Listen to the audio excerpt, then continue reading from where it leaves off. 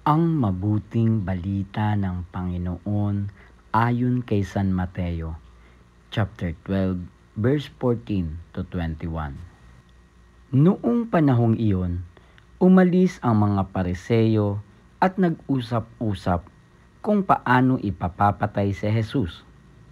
Alam ito ni Jesus, kaya't umalis siya roon. Maraming sumunod sa kanya at pinagaling niya ang lahat ng may sakit. Ngunit mahigpit niyang ipinagbilin sa kanila na huwag ipamamalita ang tungkol sa kanya. Nangyari ito upang matupad ang sinabi ni Propeta Isaías. Naririto ang lingkod ko, na ako rin ang humirang. Minamahal ko ng labis, lubos kong kinalulugdan. Ang banal kong espiritu sa kanya ay ibibigay.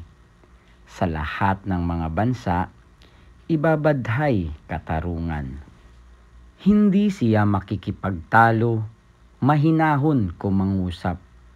Ang tinig niya sa lansangay, tinig lamang na paanas.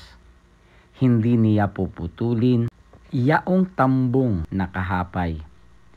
Ni hindi rin papatayin ang umaandap na ilawan.